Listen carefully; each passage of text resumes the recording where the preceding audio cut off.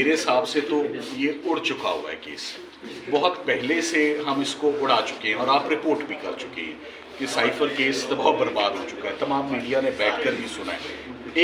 مختلف اور بھی کیسز بنائے جا رہے ہیں، لیکن سائفر کیس کو آپ دیکھ رہے ہیں، اس سے پہلے بھی جو ہے وہ یہ کیس جو ہے وہ جس طریقے سے تیزی سے چلا اور 8 فروری سے پہلے جو فیصلے ہیں وہ سارے قوم کے سامنے۔ دیکھیں کچھ فیصلے ابھی جیسے کل عدت نے کہا کا کیس باقاعدہ شروع ہوا اور بڑے افسوس سے کہنا پڑتا ہے کہ وہ کیس درمیان میں چھوڑ کے سرکار میدان چھوڑ کر بھاگ گئی۔ جب سرکار نے میدان میں رہنا ہوتا ہے تو رات 11-12 بجے تک میدان میں رہتی ہے، جب میدان چھوڑنا ہوتا ہے تو ہیلے بہانے جو چلتے ہیں، جیسے کل آپ نے سنے کہ افسوس کی بات تھی کہ کل انہوں نے کورٹ کو اسسٹنس نہیں دی اور کسی طریقے سے اس کو، اب یہ بڑی آبویس سی بات لگ رہی ہے کہ صرف اس کو لٹکایا جا رہا ہے، مگر ان مقدمات کو جج صاحبان کے لیے بھی مشکل ہو جائے گا اس کو، سرکار کی اس درخواست کو کہ اس کو التوا کا شکار رکھیں، اس کو اکاموڈیٹ کرنا بہت مشکل ہو جائے گا۔ کتنی دفعہ ان کو ایڈجسٹمنٹس مل سکتی ہیں، 1 دفعہ 2 دفعہ، آپ بھی نوٹ کر رہے ہیں، ہم بھی نوٹ کر رہے ہیں، سپیریئر جوڈیشری بھی اس کو نوٹ کر رہی ہے۔ سو ان مقدمات کا فیصلہ ہو جانا چاہیے۔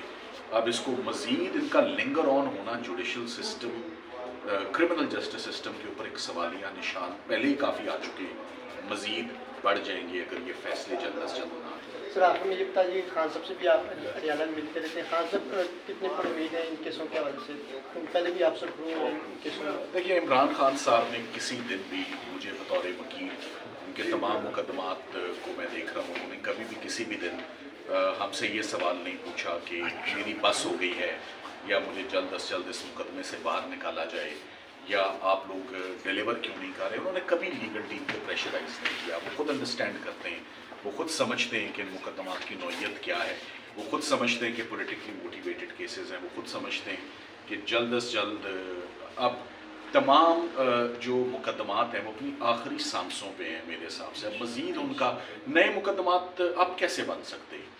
جو بنانے تھے وہ بنا لیے، جو بنا ہے وہ بھی آپ کے سامنے ہے۔